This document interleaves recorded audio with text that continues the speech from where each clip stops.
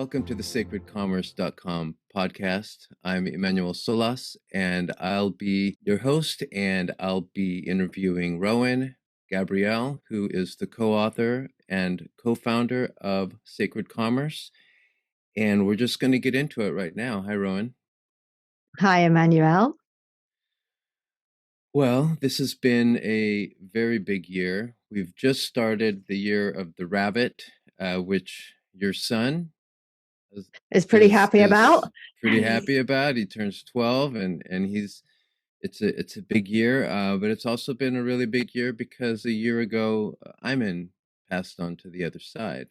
Ayman Sawaf, your husband and co-author and co-founder of Sacred Commerce. And for this conversation, we want to catch up a bit on what life's been like for you, both personally to a certain extent, professionally with the projects, and get a little bit into the book Sacred Commerce for those that would like to just kind of get the behind the scenes commentary, elucidate some aspects of that maybe are the most intriguing and could invite people to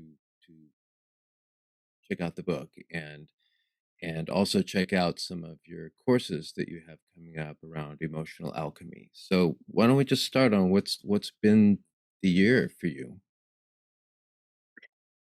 Well, definitely been quite a year. And I will say that the little tiny book that we wrote in the couple of years before he departed, The Age of Consciousness, Surfing the Disruption, has been kind of my guide this year. I have been so grateful that we wrote that book because we talk a lot about it about partnering with the pulse and being guided and surrendering and trusting in our relationship with the divine and just keeping our resonance high. And it's kind of this mini guide. It's like the overview, if you like, of the emotional alchemy work, the essence of it. And I was just so grateful that we spent so much time kind of sculpting that and putting it into words, because there was inevitably my entire life was kind of thrown up in the air because we lived in Lebanon, and I don't speak Arabic enough. And my son was being homeschooled by, our son was being homeschooled by Ayman for the last 3 years. And so that kind of where do we live? Where do we go to school? Where do we work from? Everything was thrown up, really on that day that he left. And his departure was from a heart attack. So it was sudden and unexpected, although his health had been an issue. So it wasn't completely unexpected, but it certainly wasn't expected on that day. So yeah, it's been a lot of just navigating the chaos and just allowing ourselves to be guided. And it has very often been our white cat that has been the guide. Yeah. Your white cat? Yes, we had a cat in Lebanon, and of course, Aslan wasn't going to go anywhere without her.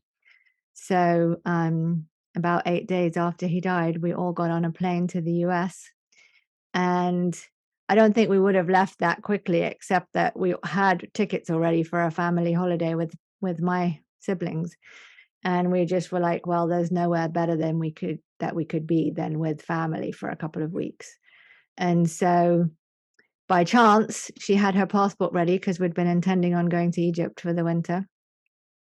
And so the three of us, went to America for 3 months and just, checked in with all of our family there. And we have a lot of colleagues, obviously, you included, that we checked in with. Yeah, and that was really nice. Yeah, was really good. And thought about whether that was going to be the right place for us to be next. And in the end, it didn't feel right at that moment. And we came back to the UK. And we have decided to be here for a while. I still don't feel like it's 100% clear where we're going to land. My draw to be in community, especially in a a work community, a group of people that I work with is really strong. And that was what I loved about Lebanon. We built a really beautiful team there. Luckily, I still work with three of them. So that is kind of where the Sacred Commerce team is at the moment. But I miss that, just working together, sitting next to each Yeah. other. Oh, So those were some of my most favorite memories was when we were putting the second edition of the book together and recording a lot of the emotional alchemy content with Iman was just all being in that big house at Splat's barn and walks in the yeah. fields and just unbelievably Yeah, epic. there's a lot to be said for community at this point in history. I mean, keeping one household alive and fed is a huge amount of work and a huge amount of resources. And for almost the same, you can feed 10 people in terms of time and everything, just all of Yeah, it. It's not that much of an addition to add 10 people suddenly. yeah, So I feel at this point in history, we need to be going much more towards collaboration and synergy. It's going to speed things up yes, massively. And absolutely. yeah, the whole kind of nuclear family thing for bringing up kids, it's not my favorite. Yeah. And it's a kind of recent experiment. It's not actually something that is our natural state, is to Exactly. isolate from each other in these contrived, isolated pods. Uh, Yeah. I mean, there's so much to be said about the involvement of parents and the investment that you have in your children and to be there. But yeah, that's all part of a larger conversation around that's within the purview of sacred commerce, which really is like how do we commune, how do we engage and cooperate. Yeah. So wow, so you had this unexpected event, and like I know what you mean about Iman's health. Like, yeah, everyone was tracking it to a certain extent, and but you Yeah, had he was a this. little precarious for a few Yeah, years yeah. there. He was challenging. He Yeah, challenged it. Yeah, he challenged the rules and really he did. broke the mold in terms of like, oh, this is the way you do mysticism. This is the way you do spirituality. This is the way you do higher consciousness or even advanced Absolutely. psychological concepts. The ways that he advanced in his book Yeah. before when he did with Sacred Commerce and just a big thinker, a big visionary. And then you went on this trip. You're a year later. You've got a team in Lebanon. You're based out of Cornwall still, right? Yep. So during the time that you've been doing all these travels, you also went to Egypt. And when was that? And just tell me what you all did. Yeah, so we've been doing an annual trip to Egypt as part of the Sacred Commerce kind of experience, because obviously that's where those stories all came from for Ayman and I. And in fact, our last trip together in this lifetime was this tour also. And then we did the tour again this past November, December. It's like around 15 people. It's a private boat, a sailing boat. And so we start in Cairo, and we get private time between the paws of the Sphinx, which is the tuning forks of the planet. And so people Wow. really get to kind of align their intentions, and we have 2 hours there. And then we go on a plane and we go down to Luxor and we board our boat that we're on for a week. So there's, private bedrooms, and it's very luxury trip. People are very well taken care of, and it just really, Egypt's a pretty hectic country still, and it's also incredibly full. The tourism there is booming. And so we kind of managed to create this very sacred experience there where we have this private time and these a lot of early mornings. And people get to experience the Egypt that was, the temples before all the people are in them and stuff like that. Yeah, and you've And had so, just a really long relationship with the guides you work with too, right? yeah, I met them on our honeymoon. So I've known them since Wow. 93. Yeah, that was like 25 5 years ago or something? 1993 is coming up for 30 30. years. Wow. Yeah, Wow. yeah. Yeah, so it's Okay. really very special, and, we go again this year in November, December again. I'm gonna keep it as an annual, tour. It's kind of become a special part of our year. And for those that are, really kind of just tuning in a lot of ways to what sacred commerce is and what's the point of Egypt, we'll get into that as we get more into the material of the book. But there's the huge thread of sacred commerce is that this is not a new thing. This is something that was practiced in our most ancient civilizations that preceded, you know, everything that we even think of as recorded history. These Yeah, principles existed, and Egypt was a significant holding and nurturing space for these principles and these practices and these insights, and really refined there in a lot of ways and expressed through their sacred architecture, through their sacred ways of living. So we'll get a lot more exactly. into it, but to go there is to kind of go to a proving ground where sacred commerce was practiced at an institutional level. Exactly. And where those temples were built as resonance holders because, back then the consciousness of the people was even lower than it is today, if we can imagine that. Just the I average can. people. And Yeah, yeah, yeah, yeah, of course. And so they built those temples so that when you walked into them, it raised your resonance, and that was a big part of why they made them. yeah. And that's still the case even now. You walk into them and there's an awe to them that, the beauty and the awe is tangible, and you feel uplifted by it. Yeah. And there's another whole bridge group, actually more of a bridge than the Egyptians. The Egyptians were really cultivators of these practices and refiners. The Templars, who also designed many sacred temples throughout Europe, were inheritors of a lot of these principles. And you can tell when you go into their particular Notre Dames, which they're all some version of a Notre Dame, the way they Yeah. approach temples and name them, the cathedrals that they created, and it's more than just the imagery. It's the way they're constructed. It's the way that the physicality of the stones and the materials The channel and sacred focus energy, geometry, yeah, it's and the all. locations. They're always, And the the locations. the locations of the pyramids and the Sphinx are, they're not arbitrarily placed, and we'll get into more of that as well. So that's what's going on, and you've also uh, taken the emotional alchemy course to another level, and that's being worked on to be released imminently, right? Yep. Can you speak more about The that? Yeah, I would love to. So the first group is gonna start, February 23rd. And it's basically a self-study course, but we're running it as a guided self-study course over a 3-month period. So every 2 weeks, there'll be a discussion time on Zoom where we can all come together and kind of just look at the what we've just learned, and with breakout sessions and things.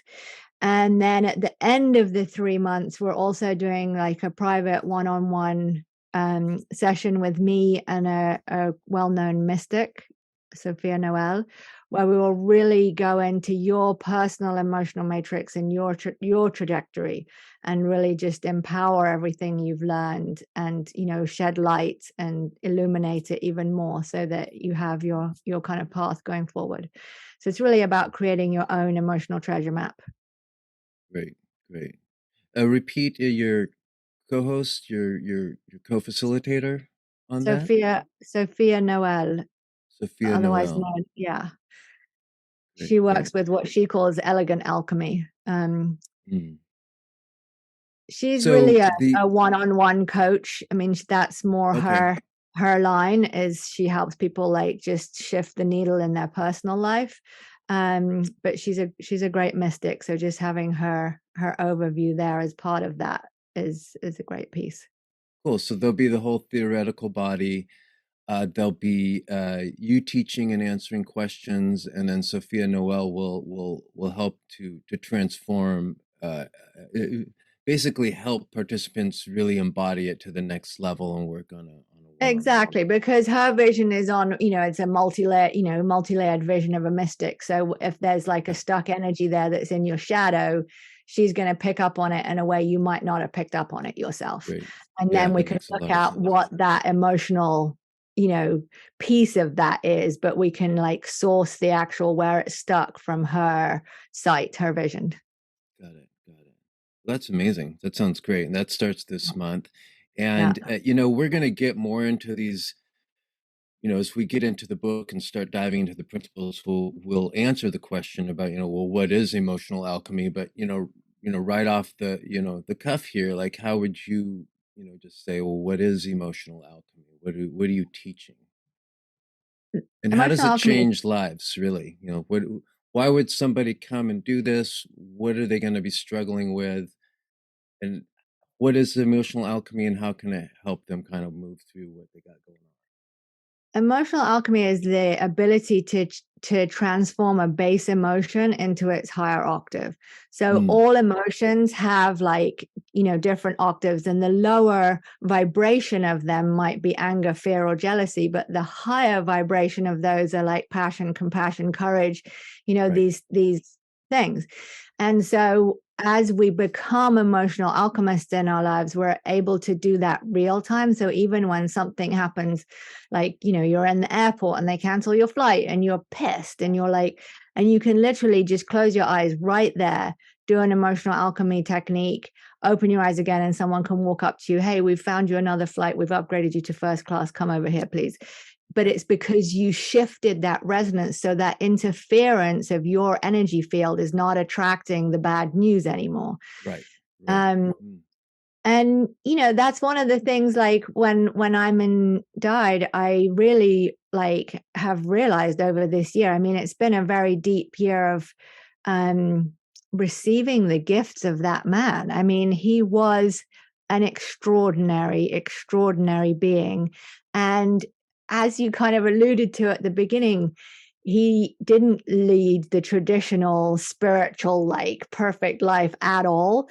And a lot of people kind of missed his brilliance because of it, because they judged him harshly through, the eyes of like the imperfect, like, but you're not right, perfect. You drink Coca-Cola and you do all these crazy shit right, and you don't look after right, yourself. And I kind of almost felt like he held on to those things, because if you were going to judge him for that right, and miss who he was, then you didn't belong in his space. It was like, really, you're going to stop right. there? And, Yeah. Lazarus has always said to us, like, judgments separate you. Like, Mhm. they are the most painful, the most destructive, you know, thing. And it was so, he illuminated that so much for me in my life. And because I had to step over serious judgments myself Mhm. of him, Yeah. and make the Yeah. choice like, okay, those things just don't matter. It's not what's important. What's Yeah. important is his beautiful mind, Yeah. which was Yeah. just, I mean, 30 years and I was never bored. Yeah. Like, Yeah. I can't say that about And there anybody. were albums, there was music albums, there's like 12, 14 albums, A hundred there's tracks. I just made the list of them the other day. I'm trying to get 100 them all in one tracks. place. 100 tracks, Yeah. Yeah. two of which And are that's about to be that's released. some that's something I think people really have a hard time to grasping sometimes when they're on a quote unquote spiritual path.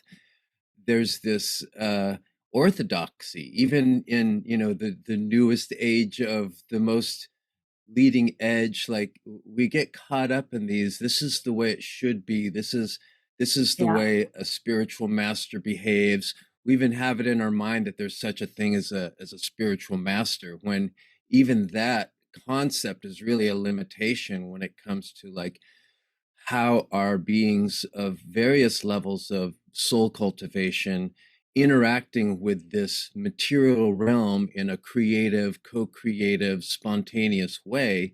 Yeah. And if you're coming at it with a rule set, or this is the way it should be, um, in terms of how you're going to say, oh, this person is there or not. Obviously, there are other kinds of like bigger laws we have to pay attention to. Like you're talking about the laws of resonance and attraction dynamics and uh, working with these principles around emotions and what they look like in their most concentrated state, what do they look like in their most expanded state, and how to work with that. Like these aren't necessarily orthodoxies as much as having a really good understanding of the environment we're working within. Yeah. And a really dynamic relationship with it. I mean, Mm-hmm. that's what I think the biggest gift of emotional alchemy is just emotional resilience and your ability to navigate, whatever is. I mean, we are going through the chaos times, and we will be for Yeah, another however many years it's going to take, but yeah. years. And And you go ahead.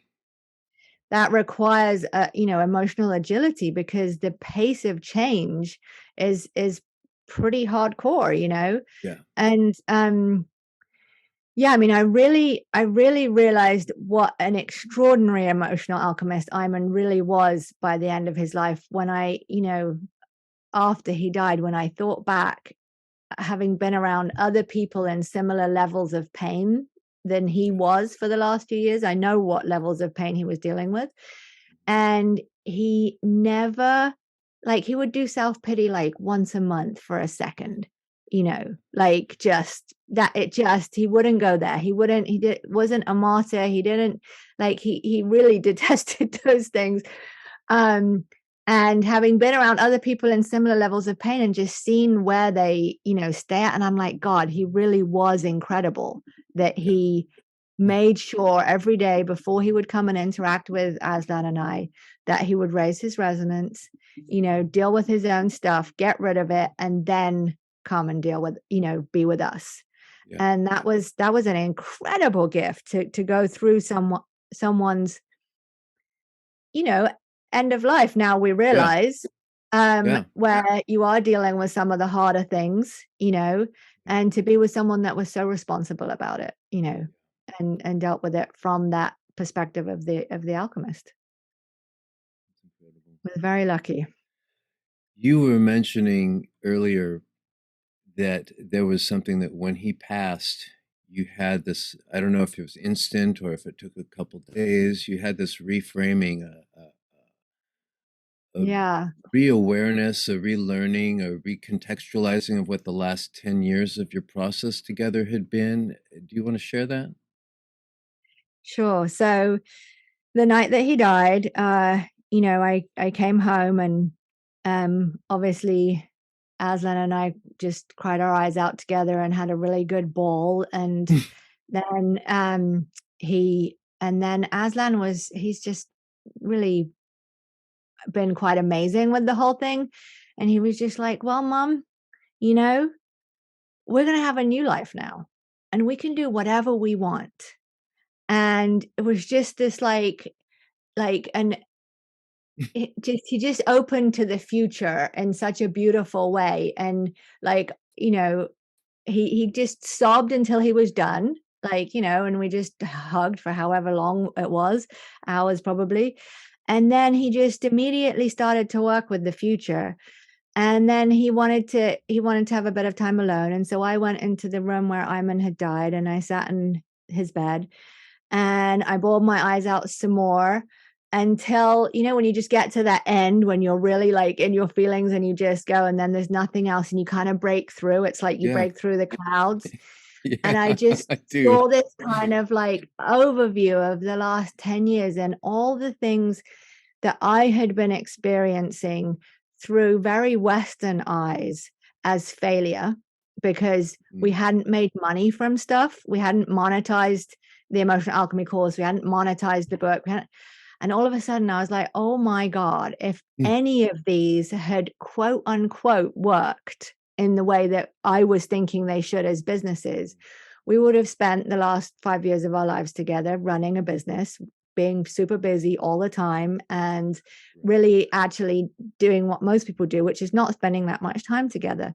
And instead, we spent the last the last 7 years, the last 3 years on the side of a mountain in Lebanon, just the three of us. And we had more family time than most people ever get the time to take. And I appreciated it at the time, even though the lifestyle was a little quiet. I'm kind of used to being a little more at the center of things work-wise and stuff. Mhm. But luckily, I was aware enough that this was something precious that I just let go of my need to be busy and really, really just appreciated it. And I just carried on making the blueprints for everything. And of course, the business side of it, there's 1,000 people that can help me with that. What Yeah. was special about Ayman and I was what we worked out together, because I think A, because of our commitment to spirituality and growth, but B, because of the enormous differences between us. Yeah. And so all the normal things that everybody has to work out in their relationships, in their businesses, we just had it right there happening in our house, Yes. between the two of us.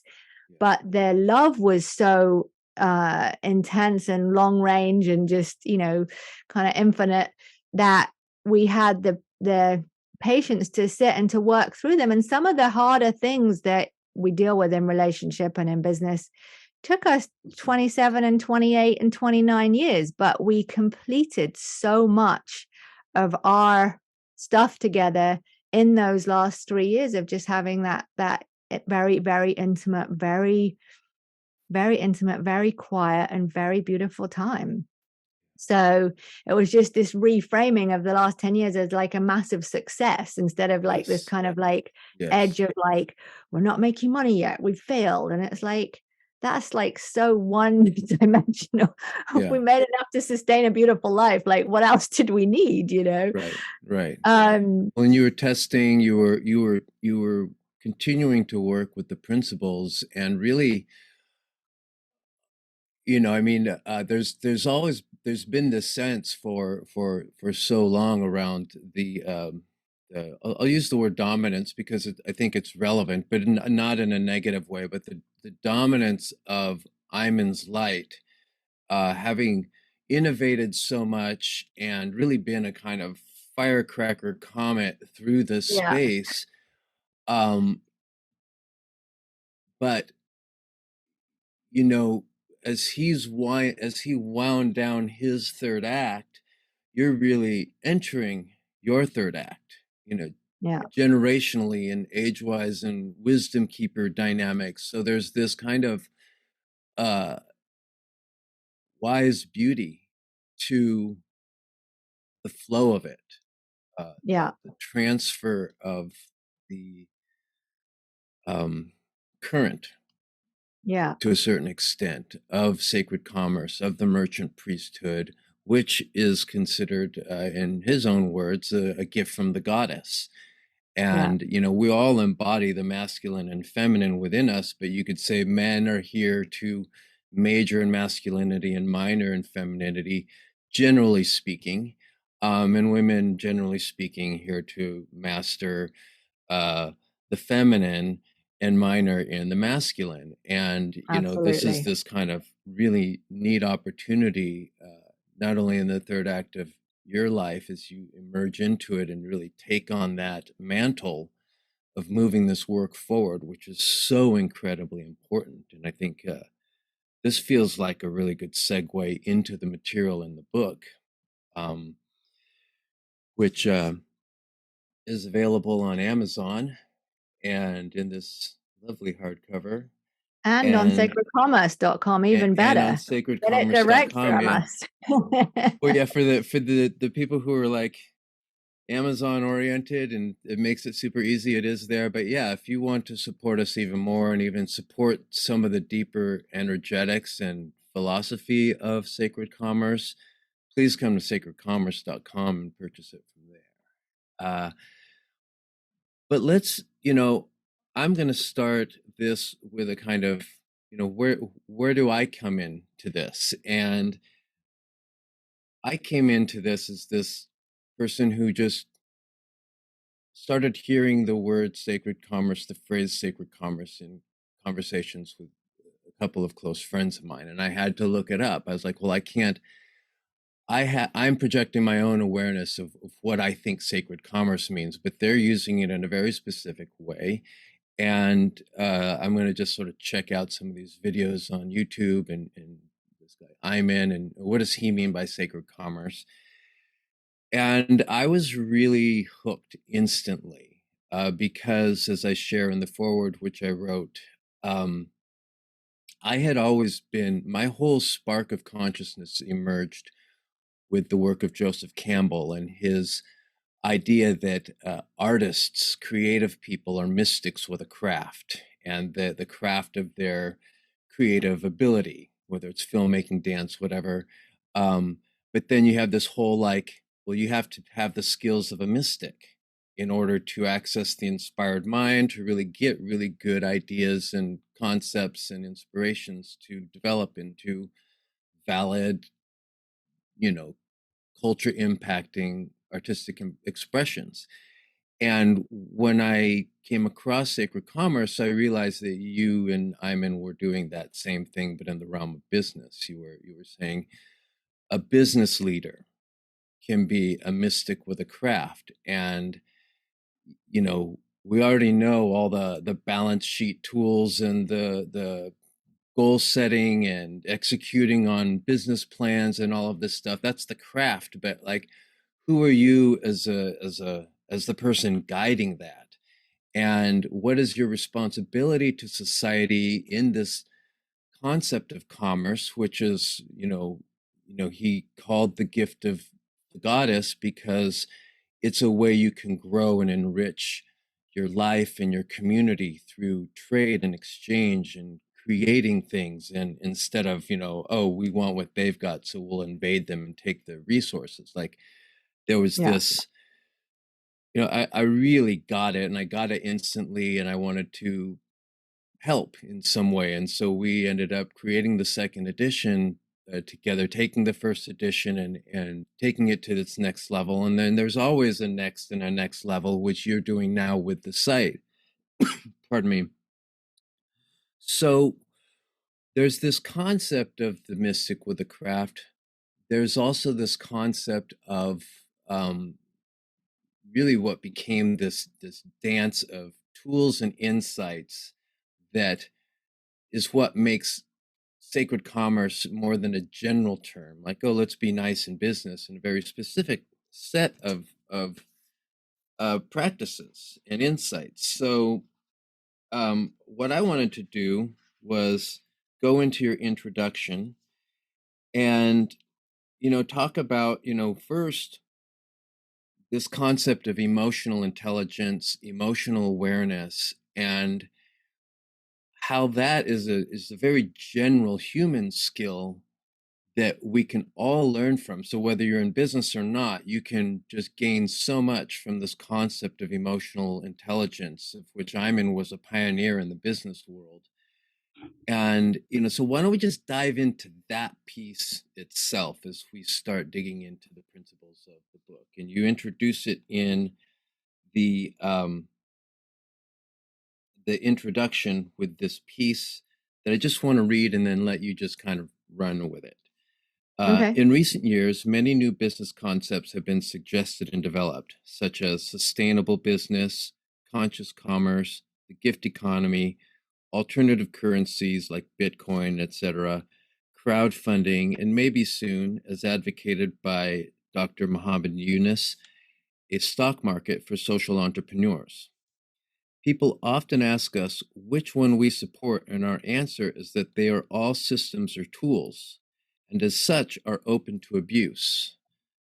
That is why we as individuals use them that makes them destructive or sorry, it's the way we as individuals use them that makes them constructive or destructive.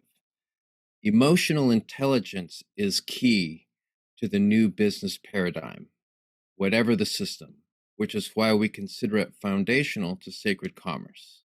So let's speak to that and just stream of consciousness, just speak to that.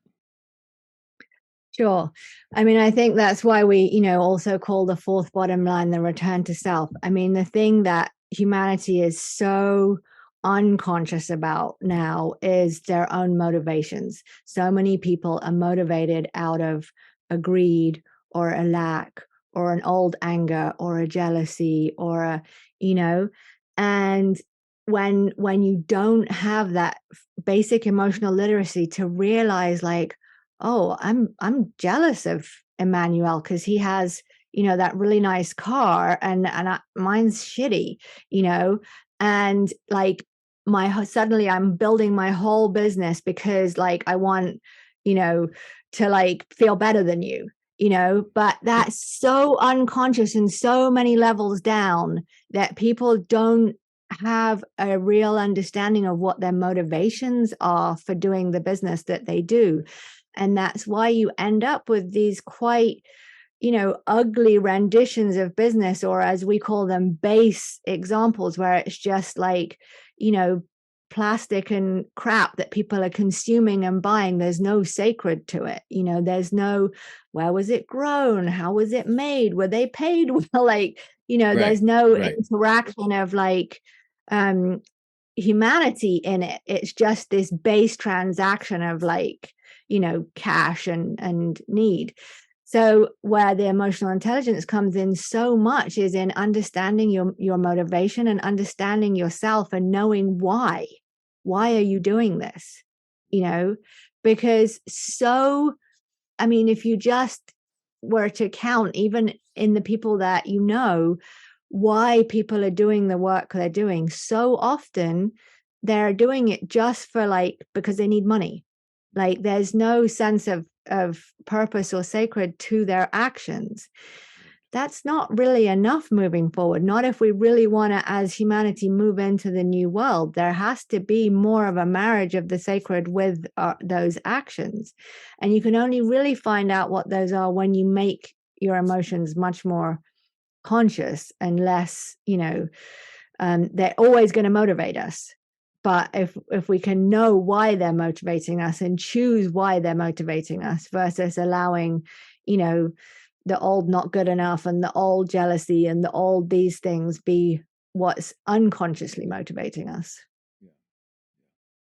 I love that illustration Ayman gave in the uh, Emotional Alchemist course recordings that we did many years ago, where he was saying, imagine that, you have two legs, but you spend your whole life hopping around on one. One leg is intellectual, the intellectual Yeah. quotient, the traditional IQ, and then the other leg is your emotions and your emotional awareness. And most people are just cut off from that, like, because we're Yeah. programmed like, oh, don't make it about emotions and don't get emotional about the thing.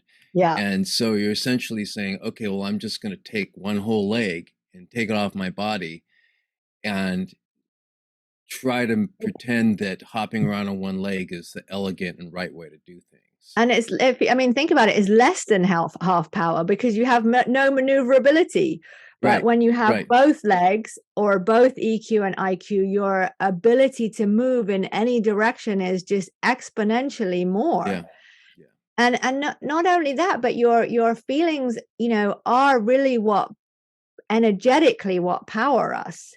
Mhm. That's where our physical energy comes from. Yeah, You feel it when you get passionate or exciting about something. It floods your body with yeah, energy. yeah. It's Oh, it's yeah. real. Oh, It's yeah. our fuel. Yes.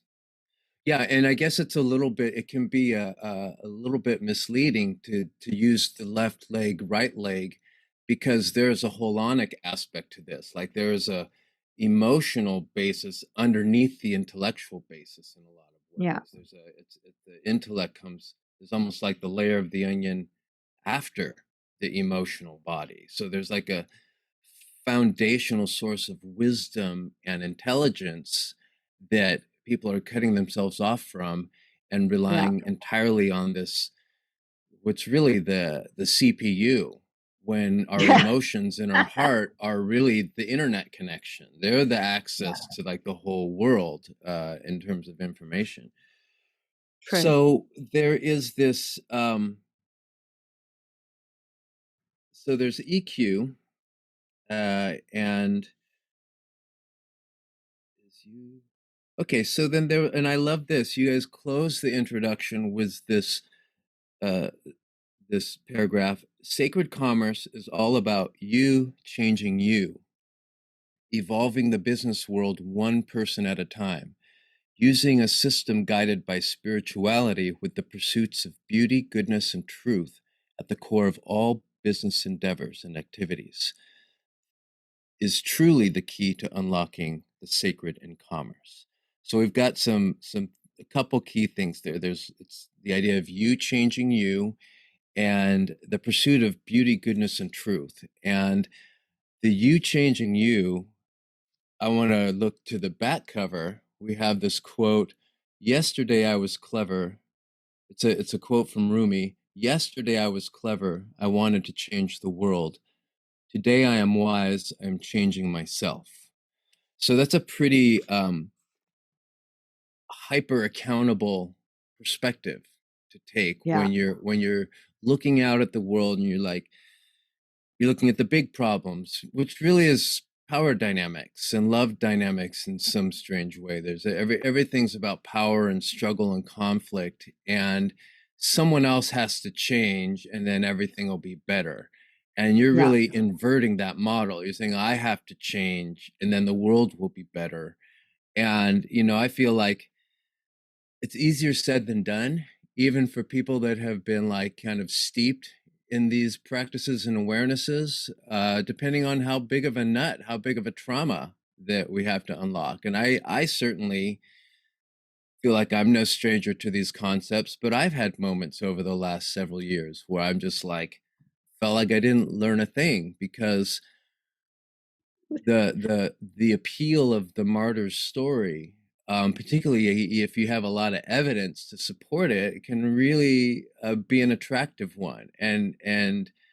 Um, and we had to somehow hold that hyper accountability while also realizing that there are legitimate injustices in the world. There are true misuses of power, and there are victims and there are aggressors, but we have to like be able to hold that. And if we're taking it to the next level, we've got to say, yeah, but that doesn't apply to me. So beauty, goodness, and truth, and changing yourself to change the world. What are your thoughts on that? Oh, expert one. I mean, it especially now when, all the like conspiracy theories and all the craziness are rampant, and so many friends have gone down those rabbit holes, and I've thought about it so much, like what is the kind of um it's like that kind of definer that where you choose whether to go down that rabbit hole or not. And for me, that definer, how I choose like where to put my attention, because obviously there is a lot of truth in all of those things. There is nasty people that are just trying to make money from us, and there is, it's not like everything's a conspiracy theory. No, there is some horrible people in the world. And knowing that I create my own reality, I'm gonna see that resonance and just be like, okay, that is not my game board, and I'm gonna do the things that do raise my resonance and raise the resonance of those around me. And hopefully, as I get better and better at that, I'm gonna raise the resonance for more and more and more people, that I have the joy of influencing. But it's if when we get stuck on any of those things outside of us, they kind of can be a distraction, and you can end up martyring yourself for them. And it's not that we make them so unreal that we don't take any notice and we're like, oh, it doesn't matter, just do whatever. No, like we take the feedback, but like within that, we do what is going to make sure that our resonance is the highest possible. And I think I was maybe, I don't know, 25 or something when I heard Lazar say in a seminar, um, your resonance is your highest responsibility, maybe your only responsibility. And I wrote that in huge letters in my journal, and I have really lived by it ever since. Not to say I don't hit the dump sometimes. Of course I do. I'm human and I have my own shit, you know, but like I will always look to how can I raise my resonance again. And so when all the kind of rabbit holes of like, you know, vaccines or not vaccines or all this stuff comes out, like I look at a little bit of it enough to be informed, but it's not my rabbit hole to go down because it doesn't raise my resonance. So Mm. enough that I can make a decision for my body and for my family and then move on, because it doesn't raise my resonance to, you know, and when you're around really high resonance, things miraculously shift. You know, that's why people love going to unbelievable music concerts. Like, you know, their problems go away because their resonance gets so high that, you know, and things change magically. They don't know what happened, but it happened in the alchemy of the music. Yeah, yeah, yeah. And the principles of goodness, beauty, and truth are really these. Uh, they're words that represent these archetypally highest resonance levels. Very high And resonance to levels. And also they really represent, like, if you really want to know what humans are made of, we're made of beauty, goodness, and truth. We're not made of evil and shit. Like when you love somebody, you know, you bring out the beauty and the goodness and the truth inside of them, and vice versa when they do that back. So those people that are doing those shitty things, they need more love and more healing. You know, like we don't yeah, want to vilify them either. We need to recognize they're hurting and they're, you know, in a warped reality. There's a lot of warped reality out there. And, you know, again, we know it's not really real because the resonance of it sucks when it comes near us, you know, and we don't want to get involved. So it's like this distortion that's kind of being broken up in the world through all the chaos that's happening. I mean, these are the old structures that are being, you know, being broken down. So that kind of thing of fighting against them, I think, is not the best use of our energy. Not that we shouldn't call things out. That's awesome, you know, right, especially if right, you know, have that body of knowledge to be able to do that in an area. But yeah, always from the perspective of like, where can we take this? You know, how can we raise the resonance of it yeah. And versus with blame that, and yeah, with that higher resonance, there's an attentiveness to nuance. There's a even greater, and it's not like, oh, if I'm in a higher resonance, that I suddenly become this sort of Pollyanna-ish, obtuse to all the bad in the world because I'm in this essentially a very what could be considered by many a very privileged worldview that lets me have my head in the sand. It's not that. It's not denialism. It's not these things. no. It's really being hyper present to all of it, but uh, uh, always leaning into the choice to be of a higher resonance because that's where the real impact is made. And I think the choice, you hit it yeah, on the, you know, all of us every day, wherever we are, this is something that humans are gifted with. This is the incredible gift of being human. We have the choice. And so often we squander that choice, you know, by blaming others. And yeah, I think, you know, I think blame, which really is an element of victimhood, is such an important thing to look at here in the kind of soup of what's happening with humanity, because any time we blame anything or anyone else, whether it be our astrology, our enneagram, our neighbor, right. or the, you know, fries we ate, we hand over our power on a silver platter. And Such a you know, big concept to get. that was the thing in my own emotional intelligence growth. That was the thing that pissed me off enough, more than the people that were pissing me off, that made me deal with my anger. Because the thought that I would be handing somebody that I was so mad at my power on a silver platter, that made me furious. And that was enough. That was enough to motivate me to Right. take responsibility for my anger instead of blaming that person for it. Yeah. Because Yeah. obviously nobody can actually make you angry. Right. You know, they can do something that makes that you get angry about, Right. but the anger is yours, and the anger is your message that you don't like what's happening in your reality and you need to do something to change it. It's Yeah. actually really nothing to do Gift. with them, you Yeah. know, because now your choice, okay, do I want to move away from that person? Do I want to put some boundaries up around that person? Do I want to never see that person again? Like, whatever, it's my choice. Yeah. Yeah. It's nothing to do with them. They have no responsibility. That's their action. I choose how Yeah. I respond to it, Yeah. you know. And people are so, so often, we try and fix everybody else. And it's like, no, Mhm. this is how they are. You Yeah. know how they are. How do you Yeah. want And to you be in could, response to it? and I could see people going, yeah, but like there's a lot of yeah, buts. There's a lot of circumstantial dynamics that could make it okay to judge somebody, but it's really a jujitsu move. It's a judo move where you're taking your own self-antagonistic, self-sabotaging energy and hamstringing it, just saying you don't have the power to get me to beat up on myself anymore. And that's really, that's where like the cycle of the hero's journey, the way it's been adopted by a lot of transformational coaches, is to realize the monsters aren't out there. I mean, they are to a certain extent, but practically speaking, most people's biggest enemy is their self. And Yeah. these are the tools to be able to start unpacking that. Yes, exactly. Super practical. They're super, super practical.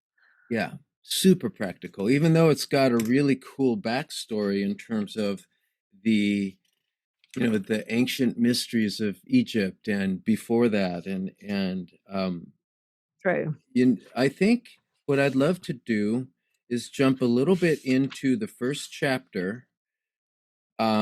Maybe get, what do you feel like, another 10 or 15 minutes? Sounds Um, good. how have we been doing? I mean, I'm feeling great.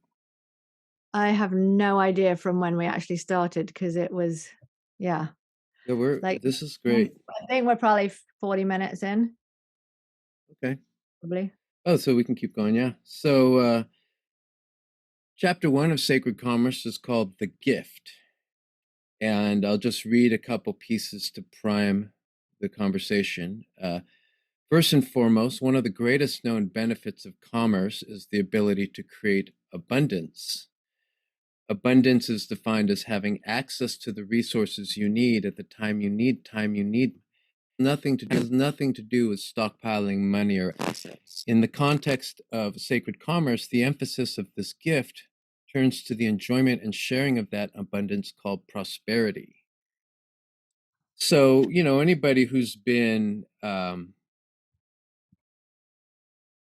to create a positive attitude and a positive relationship with money, income, is familiar with these concepts of prosperity and abundance. And sometimes I hear it being used in a really positive way, and sometimes I feel like it sounds like it's being used as a mantra to create distance and not being open to um, compassionate connection, because they're like so focused on abundance, and it's almost like it comes from a fear-based place to always be tracking abundance and prosperity like it's greed, egoic greed, trying to wear spiritual clothing to like be okay about the egoic greed. And but there is something really true about this concept of, we live in an abundant universe, we live in an abundant planet, and we can create systems and experiences that just create an abundant environment where we can prosper and thrive in a lot of ways. So where do you want to go with that concept of the gift of commerce, as opposed to like, oh, someone's always trying to sell me something, you know? And and the idea of abundance and prosperity. Well, I think, like you said, a lot of the abundance is still focused on kind of the stockpiling and the what that means you have, versus it actually being a relationship of trust with the universe, where you know that your resources, which are, time, connection, people, I mean, there are so many, right? Are where your true abundance comes from. And Right. you like the physical element of them is really the last manifestation of them, right? That's and Right. the truth is, all of us that live, in California or here, I mean, we have so much abundance.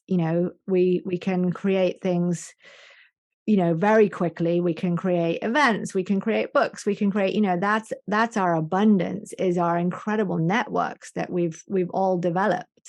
And I think that's a big piece of our abundance moving forward, as we move more and more into community. And when I say community, I don't necessarily, mean everyone living on the same piece of land, although I think there needs to be some of that because of our food structures becoming more local.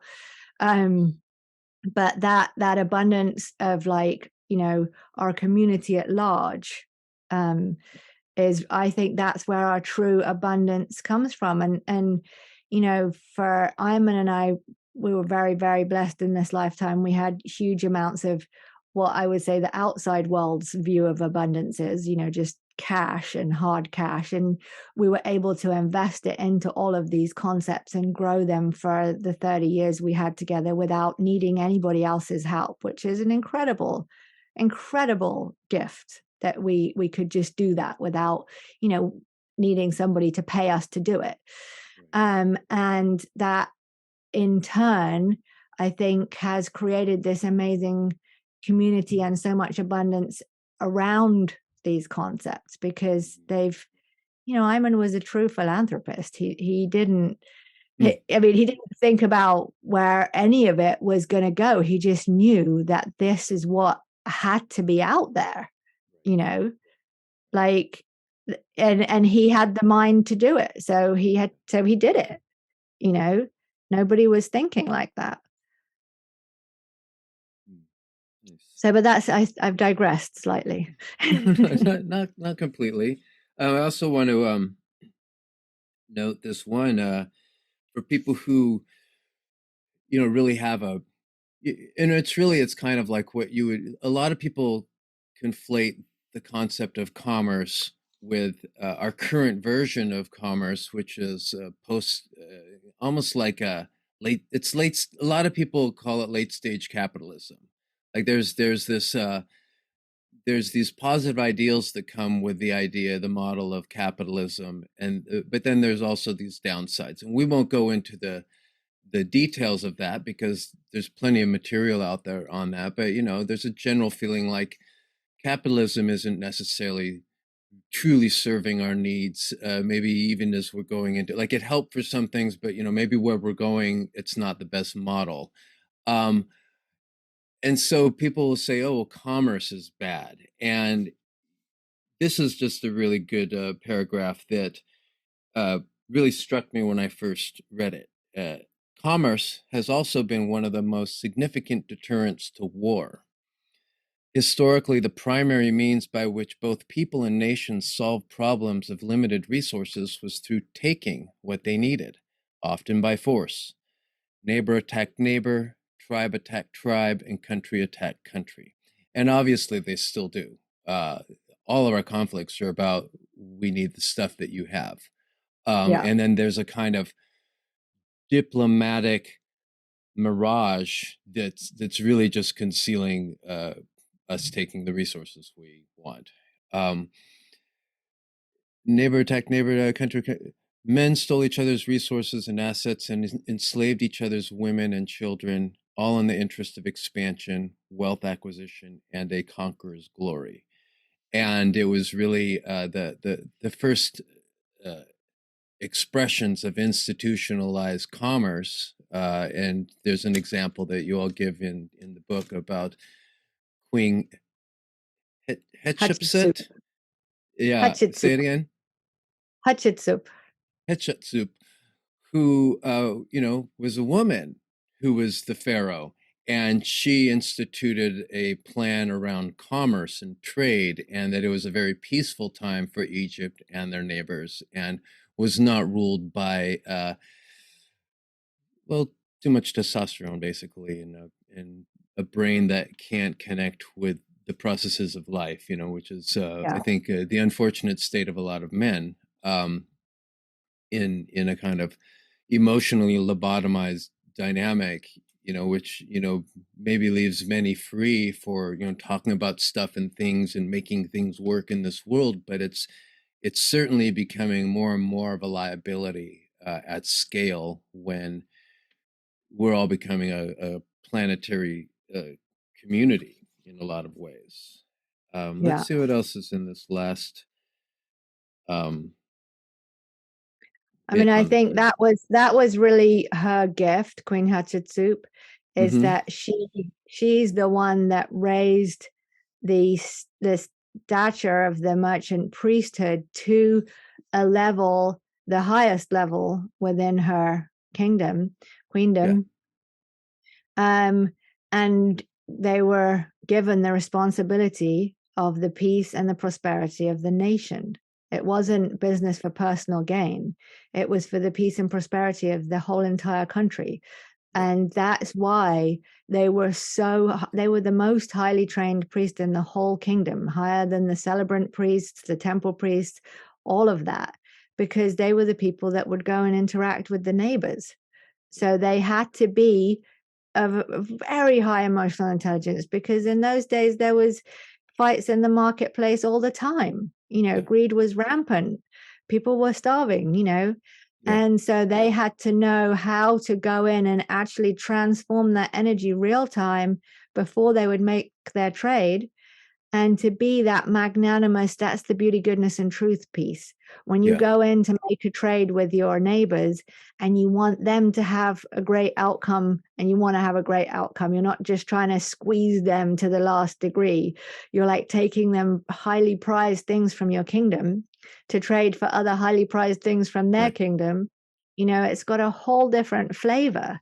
yeah, And they were so responsible that they would sit and meditate in a corner of a marketplace and physically use their body to transform the energy of the space by taking in the negativity and pouring back out love hmm, before doing their trade. yeah. That's how responsible they were, you know That's so powerful. We kind of slipped in sideways into this concept of the merchant priesthood. We're kind of like sneaking in, and so we'll get into it in more detail further in the book. But the here, I'm going to go back into my forward to introduce that concept. We'll just go into that. In addition to unique and significant contributions to the exploration of emotional intelligence, one of the threads that makes this book a classic is the insightful telling of the poetic and mystical tale of the merchant priesthood of ancient Egypt. The narrative both preserves and perpetuates wise jewels of antiquity by establishing an anchor to our world cultural heritage and mythical past that nurtures a miracle minded space in us where the practical skills we need to develop as an emotionally intelligent global community can find relevance and purpose. It's a little bit of a mouthful, a little wordy, but it was my way of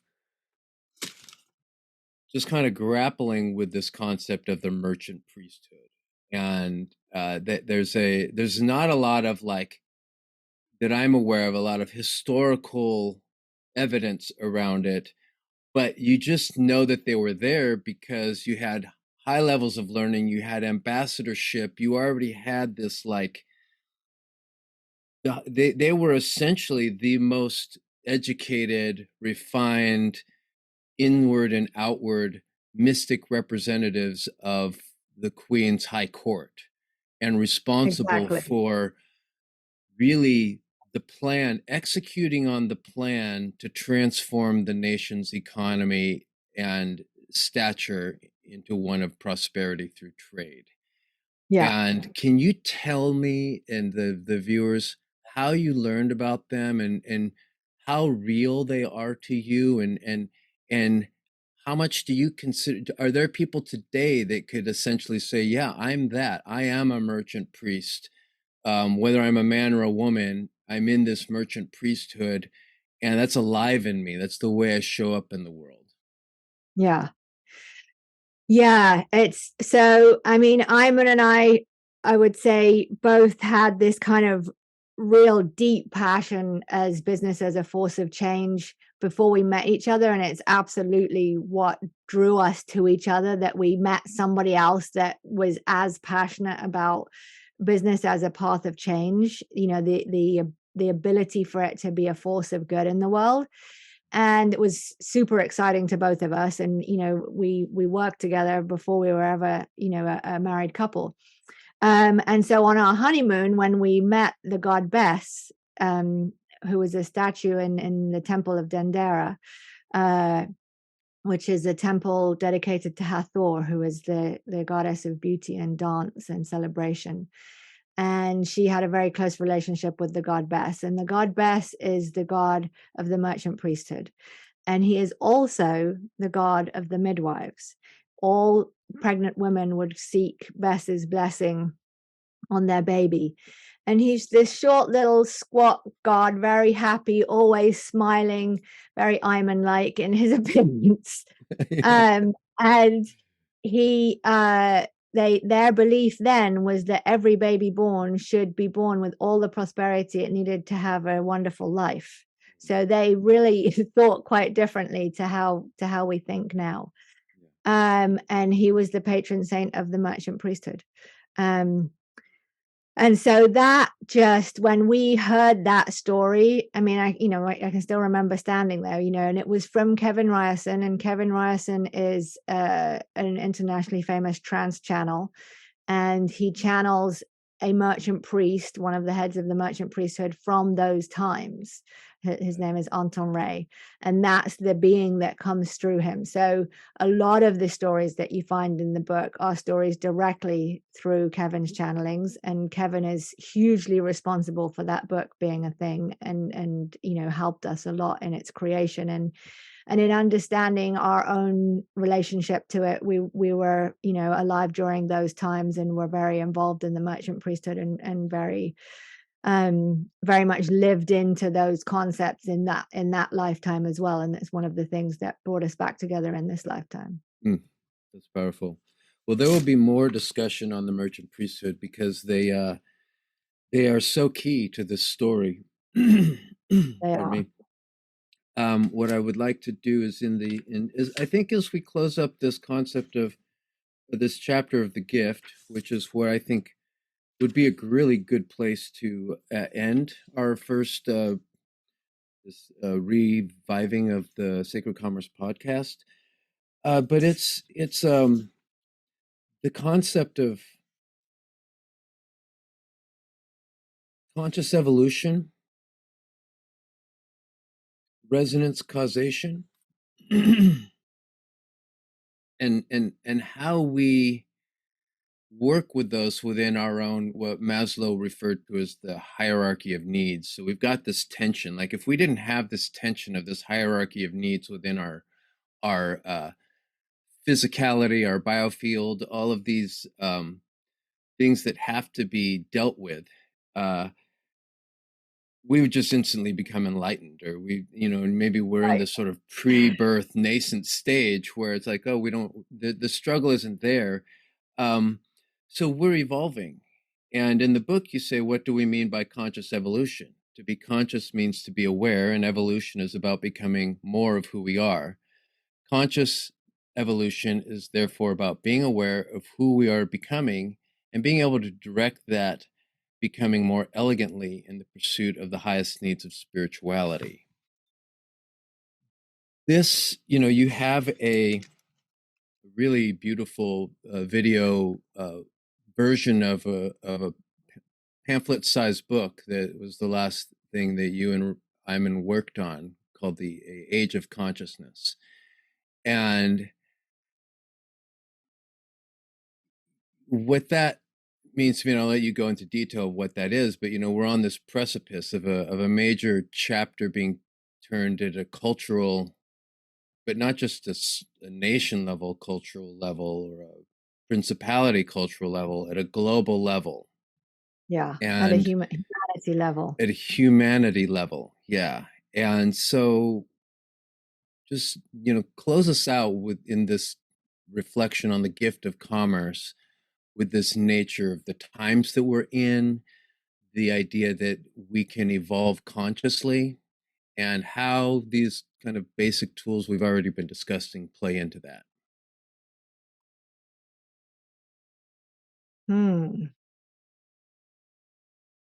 I mean, the thing that springs to mind to speak about, I mean, that's a huge question. We could do a whole podcast on it. Yeah. But the thing that springs to mind to talk about really is our relationship with the future, because it's very evident that the past is crumbling before our eyes.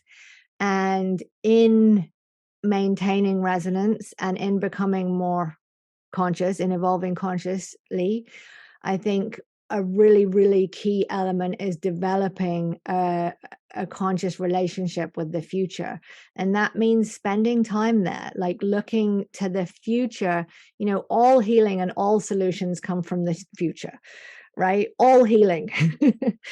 And that's huge, and so to be able to use our imagination, which is the bridge, our imagination is the bridge between where we are now and where we want to evolve to, and to use that imagination consciously to work with those futures, where whether it's personal things that we need to have healed, or business, or global issues that need to be healed, where we use our imagination to see them healed and to imagine what that would look like. Because what we all need to realize is that we have grown up in the end of the era where, like, there was people that knew, we had teachers and gurus and mentors and rabbis and priests and all of this stuff. None of them know anything more than us now. Not that there's not wise people, of course there is, but because we're going into an unknown, there isn't people that know in the same way there used to be, because this is a co-creation of humanity on mass, right? And so each of us, any one of us, could come up with that solution, but it's our imagination and the relationship with the future that is really the strongest pull for changing that resonance and for igniting conscious evolution within us. And then in response to those futures, the conscious evolution piece is like, well, anything that would stand in the way, right? Beliefs, old Yeah. things, these patterns, these are what we get conscious of by igniting those dreams. Because once we've had that vision, then what shows up is like what's in between us and that vision, right? Yeah. Yeah. So that's what comes to me to speak to is really, very, very consciously developing constantly, all of us, our Yeah. relationship with the Yeah. future, And you because can't that's where really the power is. armchair that either, right? Like you can read a book like Sacred Commerce, you can read things, you can become aware, but there is a path of transformation that involves a lot of like work, and actually working these tools and meditating, and and and that's really kind of where the ongoing training is, with the Yeah. emotional alchemy course. When are you launching that again? That's on the 23rd. February Yeah, 23rd. February Yeah, 23rd. February Yeah, so 23rd, that first group will start working together. great, great. So, and I know that this will be released in time for that. So if you're watching this and you want to, and this is intriguing, And we're definitely going to run get. it twice a year as well. So if you've missed that Okay, date, there'll be the next date. So great. we're going to run And it as a guided course twice a year. okay, cool. So there'll be, yeah, and there's obviously the book if you want to just start getting acquainted with the concepts. And I mean, you could actually get the book and start working with it immediately. That's it's